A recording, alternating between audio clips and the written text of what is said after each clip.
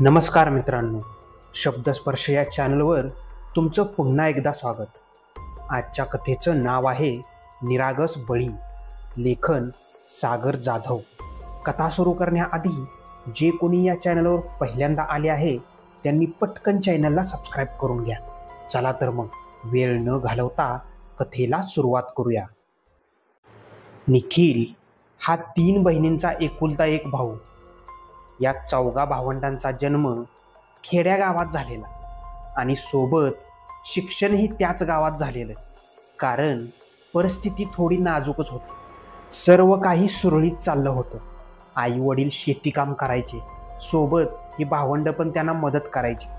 निखिल शिक्षण करत करत घरकामातही हातभार लावायचा. काही दिवसांनी निखिलचं शिक्षण पूर्ण झालं. तोपर्यंत त्याच्या 3 बहिणींचं लग्नही झालं होतं आणि शिक्षणाच्या जोरावर एखाद्या चांगल्या कंपनीत काम करण्याच्या जिद्दीमुळे तो शहरात स्थायिक झाला. कालांतराने त्याचे आई वडील पण त्याच्यासोबत शहरात येऊन राहू लागले. निखिलच्या इच्छेनुसार चांगल्या कंपनीत कामही मिळाले. त्यानंतर काही दिवसांनी त्याने राहत असलेल्या परिसरात स्वतःचं घर देखील घेतलं. सर्व काही व्यवस्थित सुरू होतं. काही दिवसांनी निखिलचे लग्न झालं. निखिलला पत्नीही तशीच मिळाली, चांगली देखणी, सुशिक्षित, मनमिळाऊ, सगळ्यांना सांभाळून घेणारी. पण म्हणतात ना, ज्या ठिकाणी चांगल्या गोष्टी घडत असतात त्या ठिकाणी वाईट किंवा नकारात्मक व्यक्ती किंवा शक्तींचा वावर असतो. हे सिद्ध झाले, कारण पुढे घडणाऱ्या घटना अशा होत्या की कोणाला विश्वासच बसणार नाही, तर कोणी स्वप्नातही विचार करू शकणार नाही. जेव्हा निखिलचे आई वडील निखिलकडे शहरात राहण्यासाठी आले, त्याच दरम्यान त्यांचे काका काकू पण त्यांच्यासोबत शहरात आलेले होते. ज्यावेळेस निखिलने घर घेतलं त्यावेळी त्याच्या बाजूचं घरही विक्रीस होतं आणि कमी दरात असल्याकारणानं त्याला एक कल्पना सुचली. पण त्याच्या त्या कल्पनेमागे कोणताही स्वार्थ लपलेला नव्हता, हे मात्र नक्की. निखिलने अगदी भोळ्या बाबड्या मनाने त्या विक्री असलेल्या घराविषयी त्याच्या काका काकूंना सांगितले आणि जमेल ती कागदपत्रांची आणि कर्जाची मदत करून त्यांना ते घर मिळवून दिलं. पण त्याला काय माहीत की तो त्याच्या काका काकूंना जवळ आणून स्वतःसाठी खूप मोठं संकट ओढवून घेत आहे. ते विषय असा होता की निखिलची काकू ही तंत्रमंत्र आणि काळी विद्या करण्यात माहीर होती आणि ही गोष्ट सगळ्या गावाला माहीत होती. तसंच निखिल आणि त्याच्या परिवारालाही माहीत होती. पण गावातली लोक भीतीपोटी या जोडप्यापासून आणि त्यांच्या मुलांपासून लांबच राहायचे. परंतु जोपर्यंत आपण काही बघत नाही तोपर्यंत त्या गोष्टीवर विश्वास बसत नाही. निखिल आणि त्याच्या परिवाराला देखील असा काही अनुभव कधी आलेला नव्हता, म्हणून त्यांनीही या गोष्टी कधी मनावर नाही घेतल्या. आणि घेतील तरी कसे, शेवटी सख्खे नातेवाईक त्यांचे. पण काही लोकांचं कसं असतं, कोणाचं चांगलं होत असेल तर ते बघितलं जात नाही, मग ते परके असो किंवा सख्खे. कमी कालावधीत 3 बहिणींचे चांगल्या ठिकाणी लग्न, मुलांचे चांगल्या प्रकारे शिक्षण आणि सोबत चांगली नोकरी.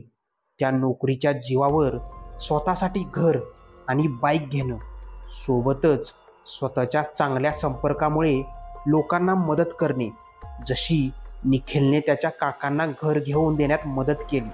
आणि जणू आपण त्यांच्या मदतीखाली दाबले गेलो, अशा बऱ्याच गोष्टी त्याच्या काका काकूला खटकत असत.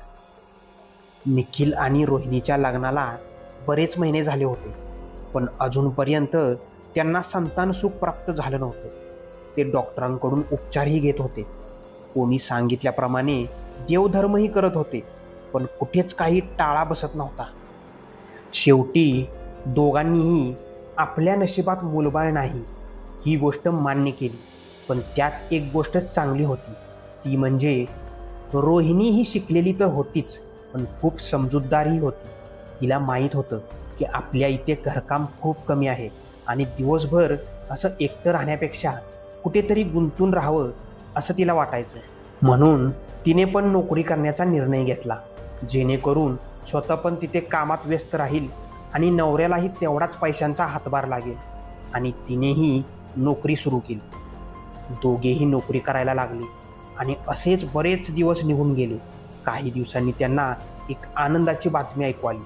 ती म्हणजे की रोहिणीच्या बहिणीने स्वतःची मुलगी रोहिणीला दत्तक देऊ केली.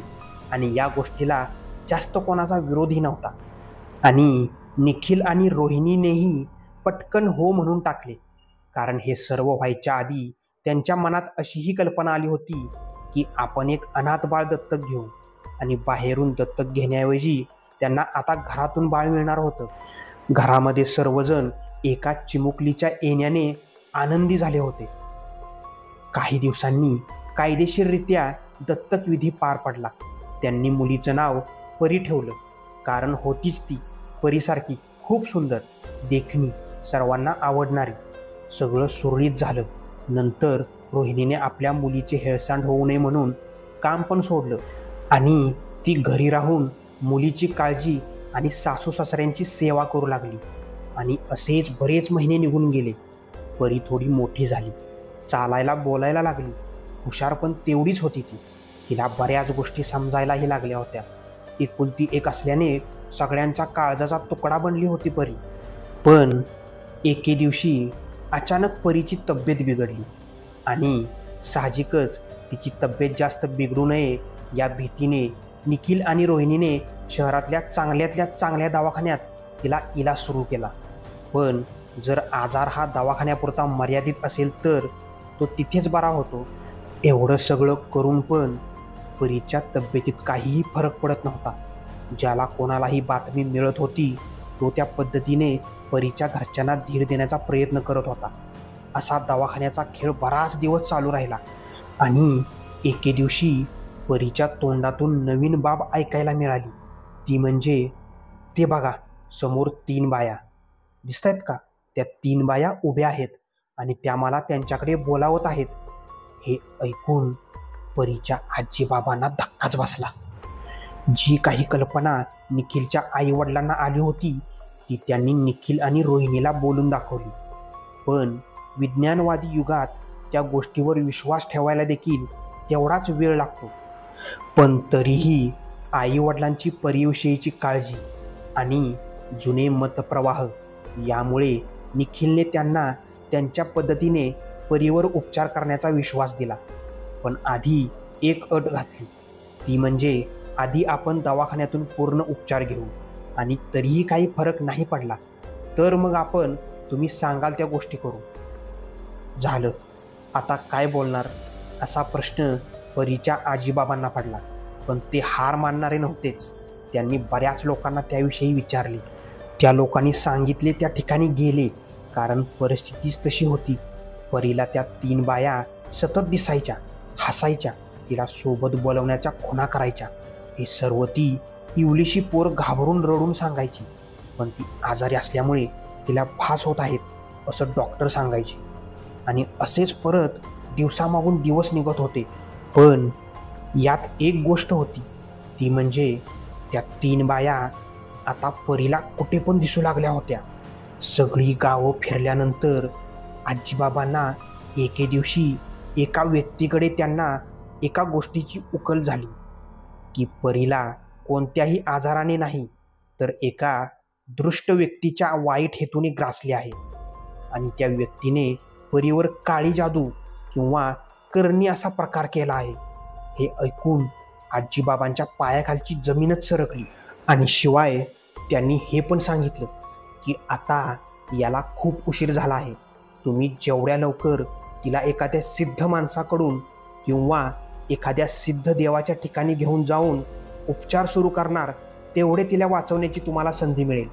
आता यात एक प्रश्न तुम्हाला पडला असेल की एवढ्याशा मुलीवर असा प्रकार कोणी केला असेल? उपाय मिळाल्यावर शांत बसतील ते आजी आजोबा कसले? आणि परीची अवस्था बघून निखिललाही आता या गोष्टीची जाणीव व्हायला लागली होती. त्यानेही आई वडील म्हणतील तसे उपाय करायला सुरुवात केली. पण यात एक गोष्ट चुकीची झाली. ती म्हणजे दुर्दैवाने त्यांना सुरुवातीला ढोंगी किंवा चंगळमंगळ व्यक्तींचा पत्ता भेटू लागला. आणि असे कित्येक उपाय करून पण काहीच फरक परिणामी झाला नाही. आणि असं करता करता बरेच दिवस निघून गेले आणि एवढ्या दिवसात अनेक तांत्रिक मांत्रिककडून होत असलेल्या इलाजाचा काहीच परिणाम होत नव्हता. आता निखिलच्या परिवाराने जाणलं होतं. शेवटी त्यांना कोणाकडून तरी गाणगापूर देवस्थानाची माहिती मिळाली आणि त्यांनी गाणगापूरला निघण्याची तयारी केली.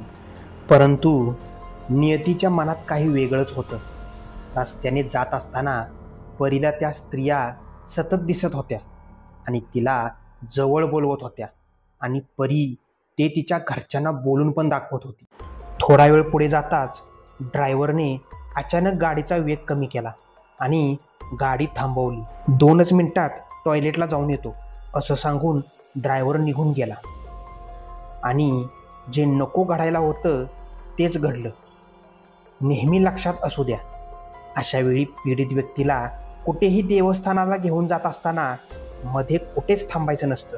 ड्रायव्हर 5च मिनिटात परत आला, परंतु परीची तब्येत इकडं खूपच बिघडली होती. तिची अवस्था बघून तिला वापस दवाखान्यात भरती करण्याचा निर्णय घेण्यात आला आणि गाडी देखील वापस फिरवण्यात आली. जणू त्या तिघीजणी त्या दिवशी परीला कायमचंच न्यायला आल्या होत्या आणि त्यांनी त्यांचं काम पार पाडलं होतं. शहराच्या दिशेने वापस येत असताना जास्त तब्येत खराब झाल्याने रस्त्यातच त्या कोवळ्या लेकराची प्राणज्योत मालवली. एका क्षणात होत्याचं नव्हतं झालं आणि परी त्यांना कायमची सोडून देवाकडे गेली. परीच्या जाण्याचं दुःख एवढं तीव्र होतं की रोहिणी त्याला सहन नाही करू शकली आणि कित्येक दिवस ती घरातच बसून राहिली, परीचा फोटो उराशी घेऊन आणि तिच्या आठवणीत मग्न होऊन.